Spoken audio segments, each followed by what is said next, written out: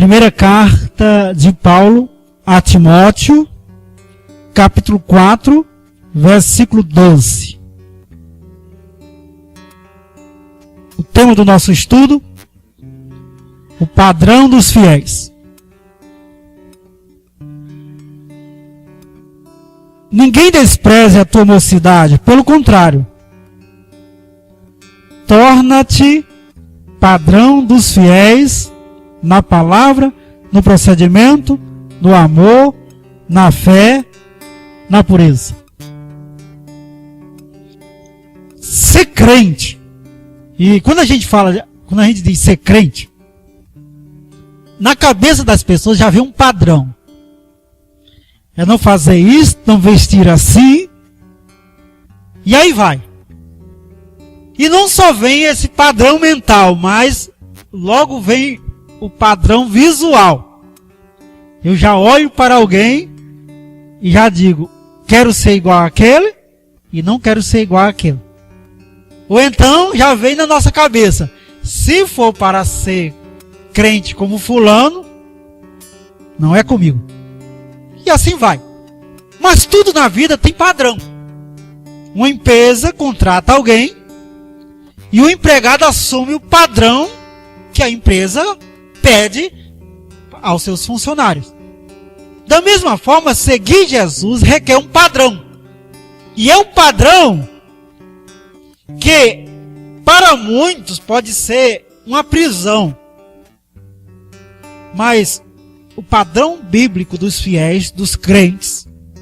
E crente aqui significa alguém que acredita que Jesus é Senhor e Salvador de sua vida. Único e total Redentor. É mais do que frequentador de igreja.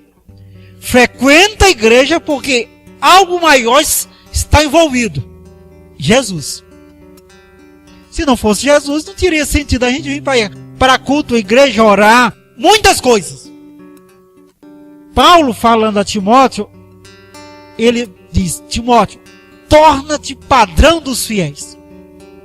E ao mesmo tempo, Deus diz para nós, torne você padrão dos fiéis. Porque a nossa herança católica nos leva a querer que os outros sejam padrão por nós. Explico. A herança católica, o padre é padrão por todos nós. O padre está proibido de fazer tudo. Mas eu posso fazer tudo. Se ele faz algo, todo mundo cai em cima. Por quê? Porque ele é o padrão. Eu quero que ele faça o que eu não faço. Às vezes a gente comete esse erro. O erro de querer que o outro seja. Mas eu não. Eu exijo do outro. Jesus disse que muitos querem colocar um peso sobre o outro que ele mesmo não quer levantar com o dedo. Jesus também disse que muitos encontram um cisco no olho de alguém enquanto ele tem uma trave. Tem um pedaço enorme de madeira no olho. Paulo diz, Timóteo, torna você padrão dos fiéis. Deus nos diz, torne eu padrão dos fiéis. Se tem que começar, que comece por mim. Se tem que começar, comece por você.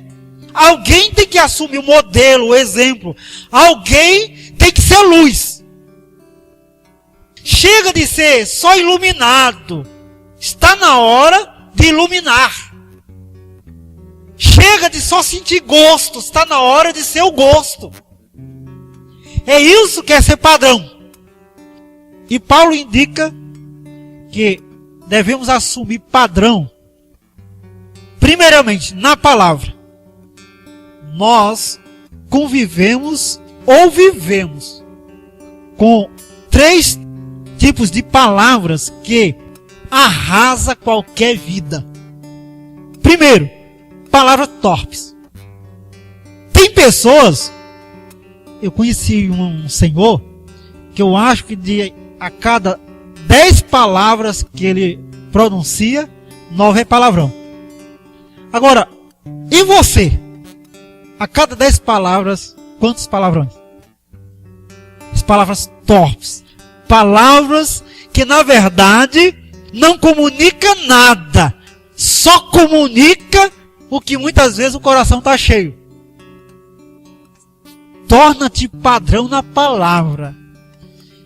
E as palavras torpes, as palavras sujas, os palavrões que na verdade fazem parte da vida das pessoas porque já não sabem se comunicar, já não sabem argumentar, já não sabem mais fazer outra coisa senão xingar, senão usar palavrão. E por incrível que pareça, um dos maiores vícios de linguagem hoje é o palavrão. Outro dia eu conversando com uma pessoa, ele disse: mas reverendo Lucas, quando eu cuido, eu já soltei. Eu não sei como não falar palavrão. Incrível isso. Porque já faz parte da estrutura mental, da estrutura emocional, já faz parte do jeito de falar, do jeito de se expressar as palavras torpes. Aquele que assume um padrão de fiel a Deus, a fé em Jesus, não pode usar palavrões, palavras torpes como meio de comunicação.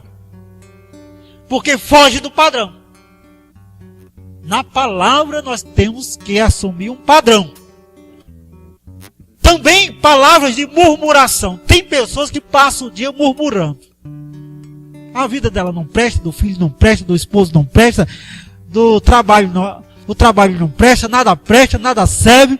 A cada 10 palavras, se não é palavrão, é murmuração. O procedimento, o padrão dos fiéis, o padrão de quem tem Jesus na palavra, não passa pela murmuração. E finalmente,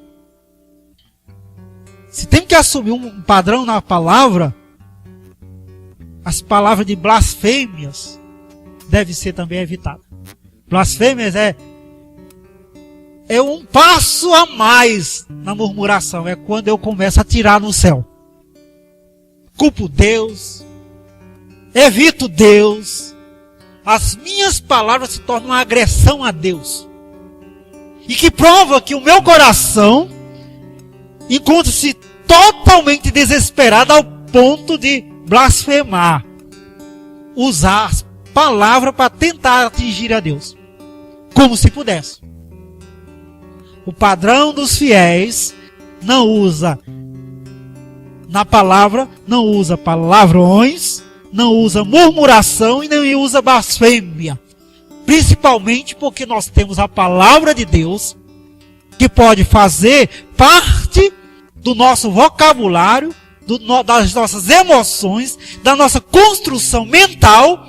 E a boa palavra de Deus pode confortar o nosso coração, trazendo esperança, alívio, trazendo força, graça para o nosso coração, até mesmo em momentos de desespero. Veja bem, palavrões, murmuração e blasfêmia. A cada 10 palavras, como está o seu vocabulário? Se não é murmuração, é palavrão. Se não é palavrão, é blasfêmia, é ataque a Deus. Tire palavrões, murmurações e blasfêmias. Sobra alguma coisa na sua linguagem? Tire palavrão, murmuração e blasfêmia. Tem como você se comunicar, viver, falar? Tem pessoas que, tirando essas 3 classes de palavras que são usadas, tenho certeza, ela nem abre mais a boca. Não pode murmurar. Não pode usar palavrão. E nem pode xingar a Deus. Não fala mais. Cuidado. Porque você tem Jesus. E tem que assumir um padrão na palavra. Como falar. E a vida é bem melhor. Sem palavras sem sentido. Sem murmuração, que só estressa. E sem palavras tentando atingir a Deus, porque as nossas palavras que se direcionam a Deus devem ser palavras de oração, de súplica, de pedido, de busca a Deus. Porque quem acha que pode atingir a Deus com as palavras está muito enganado. Só atinge a si mesmo. Um outro padrão, no procedimento. Muitas pessoas têm assumido um procedimento ímpio. São maldosos por natureza e assumem a maldade. Pensam em fazer o mal dia e noite. Aquele que tem Jesus não pode viver um procedimento ímpio. Procedimento de cobiça e inveja. Nós cobiçamos coisas e invejamos pessoas. E o coração de muitos pulsa pela cobiça e pela inveja. É gente invejando gente e gente invejando coisa dia e noite. A inveja e a cobiça é alimentar a alma com vento. Por quê? Desde quando a inveja e a cobiça fez alguém ganhar alguma coisa ou tornou feliz. Por isso o procedimento crente não anda na cobiça e nem na inveja. Procedimento de violência. Eu já falei que uma vez eu saí com um colega, a pessoa mais doce do mundo, e descobri que era o pior demônio do mundo, no volante. Eu até me assustei, né? Entrou dentro do carro, com 10 minutos, mudou tudo. Eu dizia, meu Deus, tem certeza que é fulano que está comigo? Ele é um doce de pessoa. Com pouco tempo xingava, se irava. Daqui a pouco eu digo, daqui a pouco ele sai e mata um. Procedimento de violência. É algo que eu tenho me policiado bastante na fila dos Correios e do banco, né? Ah, meu Deus, ali é uma tortura, né? O padrão dos fiéis no procedimento não passa pela violência. Porque nós somos aquele que, bem-aventurados pacificadores, porque eles serão chamados filhos de Deus. E também o procedimento de revolta. O que existe de pessoas revoltadas nessa vida é enorme. E o crente não pode viver de revolta. A maioria dos crimes que se comete hoje, no fundo, nasce de um coração revoltado. E um coração revoltado faz com que muitos percam a cabeça. E quando cuida, já foi. Já aconteceu. O mal já foi produzido por causa da revolta. Cuidado. O padrão dos fiéis não passa pela revolta. Cuidado com a sua revolta. O máximo que ela pode fazer é mal. Primeiramente é você. Terceiro, no amor. O padrão dos fiéis acontece no amor. E isso evitando ódio e amargura. Quantas pessoas vivem o ódio e coração amargurado? Raiva, ódio e amargura. A Bíblia diz assim, não se deixe o sol se pôr sobre a sua ira. Então você tem raiva, ira, ódio. Raiva é momentânea. Ira é algo mais prolongado. Ódio é uma ira que você dorme com ela e acordou com ela. Isso é ódio.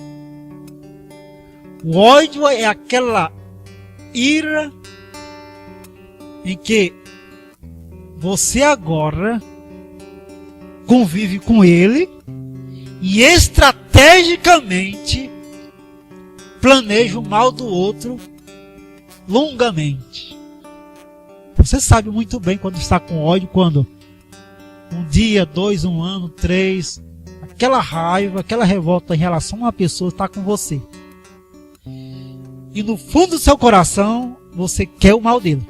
Então você está vivendo o ódio. Ódio é uma ira em que você dormiu com ela e acordou com ela transformada, potencializada. O ódio parece pacífico, mas é mais danoso. A gente acha o quê? Na raiva, eu chego e já grito. Na ira, eu chego e já mato. Mas o ódio é pior porque no ódio, você gasta tempo planejando o mal do outro. Muitas vezes não para que você faça o mal dele, mas para que ele caia numa armadilha só para você ver ele morrer. Só para você vê-lo padecer. Só para você sorrir da ruína dele. Aí onde está? É o prazer pelo mal gratuito. Por isso que o ódio é perverso. Na ira e na raiva você chegou e decidiu. No ódio não, você gosta de ver o outro cair, se afundar, morrer. Só para o seu prazer. E depois você diz, não tenho nada a ver, não fiz nada. O problema foi dele. Isso aqui foi ele pagando o que fez comigo. Mas no fundo a gente está sentindo prazer. É o ódio. O procedimento do crente que quer viver sua fé em Deus com graça evita ódio e amargura. Falamos do ódio e amargura. Olha, amargura é fel na alma. Uma esposa amargurada, um esposo amargurado, um filho amargurado ou filha, alguém amargurado é alguém que convive com a dor no coração que não sai. Mas não é simples dor, é amargura, é fel. É semelhante àqueles remédios que a gente toma. Outro dia eu tomei um remédio que eu acho que eu passei o dia com amargor na boca. Você sabe como é. Aí você come pudim, mas está lá. Modificou o seu paladar, modificou a sensação do que é bom. Isso é amargura. O amargurado já não sente gosto pelas coisas boas. Ele está numa festa, mas não está na festa. Ele está num casamento, mas não está no casamento. Ele está numa família, mas não está na família. Ele não tem mais prazer com o que é bom. Ele é amargurado. O padrão dos fiéis passa pelo amor e evita o ódio e a amargura. Nesse padrão em amor, fortalece o coração com o perdão. E perdão não é dão no pé, né? Perdão. É perdão. O fundamento do perdão leva em conta uma coisa. Você é falho, eu sou falho. Só existe o mandamento do perdão porque você vai falhar comigo e eu vou falhar com você. Do contrário, não existiria o mandamento do perdão. Quer viver num lugar onde não existe perdão? Procure um lugar onde não existe erro. Procure uma pessoa que não erra. Aí você também não terá como perdoá-la. Ela não erra. O mandamento do perdão leva em conta que Deus nos deu, que nós erramos. E que eu faço um bem a mim mesmo. Perdoar. Por quê? Para não ficar envolvido com o mal que o outro me fez. No perdão eu estou dizendo, estou livre de você. Porque estar preso ao seu mal é viver com ódio, com rancor, com amargura. Mas quando eu dou o meu perdão, eu não estou justificando o erro. Eu estou querendo me libertar do erro. Do outro. Se o outro não aproveita o perdão que eu dou para se consertar, para crescer, para se superar, para encontrar paz, problema dele. Porque eu já fui. Eu perdoei. No amor, o padrão dos fiéis assume que devemos fazer as coisas por amor e não por obrigação. Olha, a rotina das pessoas se torna um inferno porque elas fazem as coisas por obrigação e não por amor. Quando nós fazemos as coisas por amor, é céu, é felicidade, é contentamento, é alegria. Qualquer pessoa pode perceber quando alguém faz algo por amor. E qualquer pessoa pode perceber quando eu ou você, nós estamos fazendo algo simplesmente por obrigação. É claro, a gente percebe toda a motivação quando é algo por amor. O padrão dos fiéis assume o amor. E eu faço as coisas porque amo, porque vivo motivado pelo amor, porque quero amar o que faço e quero amar as pessoas que estão envolvidas no que eu faço. E hoje se comete um grande erro. Nós não amamos as pessoas que estão envolvidas no que eu faço, mas eu amo as coisas que estão envolvidas no que eu faço. Então nós amamos coisas e não pessoas. Eu lembro que uma vez uma senhora veio para um aconselhamento comigo, e o grande problema dela: Reverendo Lucas, meu esposo ama mais o carro do que eu. Aí eu disse: como você chegou a essa conclusão? Simples. Ai de mim se eu olhar para o carro dele. É uma briga. Você arranhou. O que foi isso aqui? Ela disse: olhe, quando eu chego próximo do carro dele, eu já sei. É uma entrevista. Foi você que fez isso aqui? Isso aqui. Ela disse: qualquer dia, quando o senhor receber a notícia que o carro de alguém, de fulano, foi incendiado, pode saber, foi eu. Porque para mim, quando eu vejo esse carro, eu já entra em crise. Porque ele ama mais o carro do que a mim. Nós temos que ter todo cuidado para não amar mais as coisas do que as pessoas. E nem colocar coisas no nosso coração no lugar de pessoas.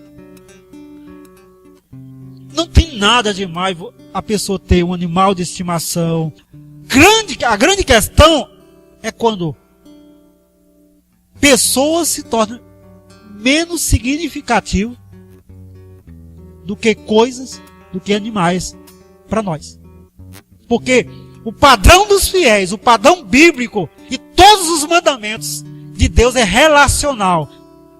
É eu diante de alguém. Como também já vi muitas pessoas dizendo assim: prefiro meu cachorrinho do que gente. Porque ele, é claro, né? Eu posso domesticar, eu posso mandar, eu grito com ele, ele não grita comigo. É claro. Para que coisa melhor, né? E gente não. Gente cresce, gente dialoga, gente tem pensamento, gente tem opinião, e eu vou ter que ouvir, e eu me posiciono, mas ele também se posiciona, que ele não é robô. Então é melhor um animalzinho, que você grita, você chuta, você bate. Você bate nele, depois chega e diz: ah, vem cá, e o coitadinho vem, né? E o outro lá fica emburrado, e você vai ter que pedir perdão. Aí é claro que é bem melhor. É melhor você domesticar, é melhor você dominar, do que você conviver com gente como você, como eu, como nós. Então, o padrão dos fiéis passa pelo amor. Também, o padrão dos fiéis passa pela fé.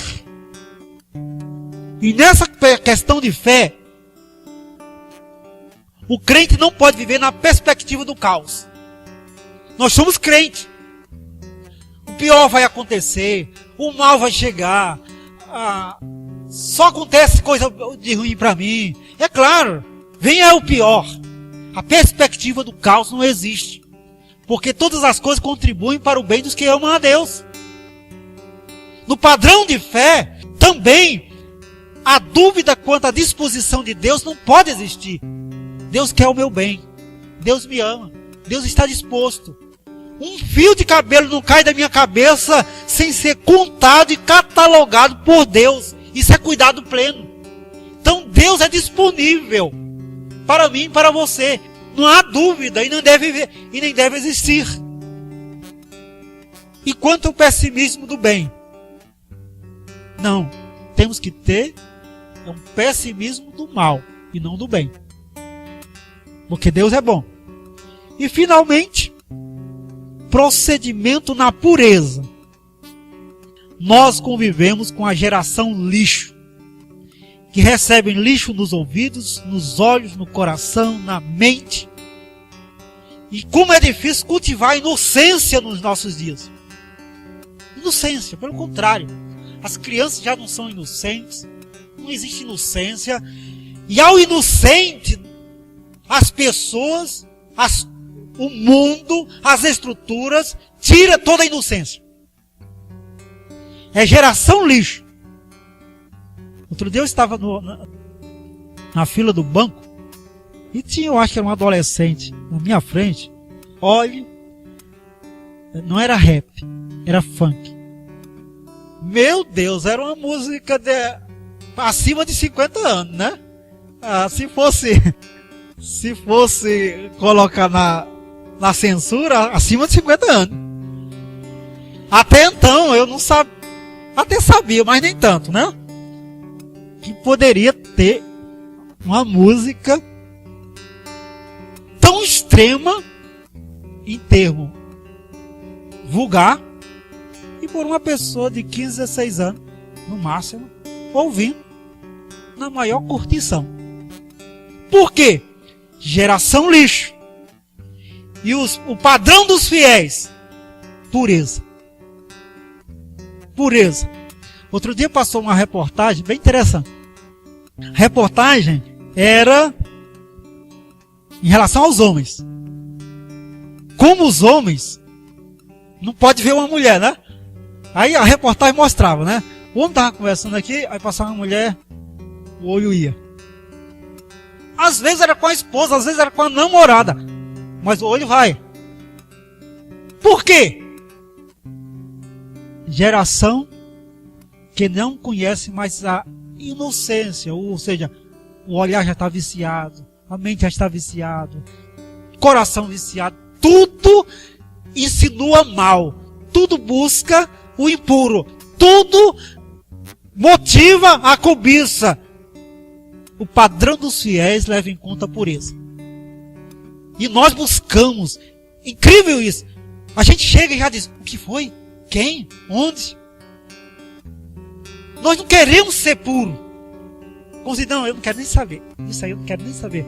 Me deixa livre disso, né? Não, a gente já diz, como, onde? Por quê? Você? Não. Então, é a cultura da poluição. Eu tenho que estar envolvido, né? Eu tenho que estar... essa questão de fechar os ouvidos, os olhos, o coração para o mal, não, nós abrimos, escancaramos o nosso ser, a nossa vida para o mal. Mas assumimos o padrão dos fiéis. Timóteo é um jovem que está assumindo a liderança. E Paulo diz, torna-te padrão dos fiéis. Torna significa, talvez você não seja ainda, mas seja.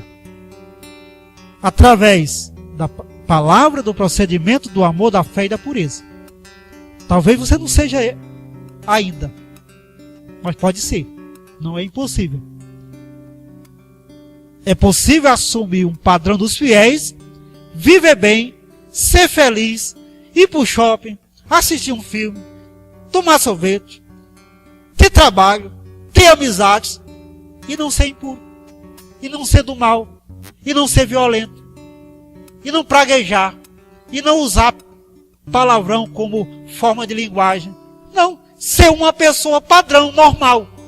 Porque anormal é tudo isso que as pessoas vivem e convivem. É anormal. Sabe por que é anormal? Porque em determinados lugares você não pode ser isso e nem pode viver assim. É só prejuízo na certa. Seja você padrão dos fiéis. Não espere por mim, seja você. Seja você. Porque se você for esperar por mim, talvez eu não vou conseguir. Aí você se perde comigo. Seja você. Porque talvez eu estou precisando da sua luz para eu ser. Você sendo, talvez eu acerte. Quando a gente está conversando e você não usa um palavrão, com certeza eu vou evitar. Palavrão é vício de linguagem, não é linguagem. Tanto que sai sem sentido. Na frase, na expressão, na justificativa, no diálogo, sai.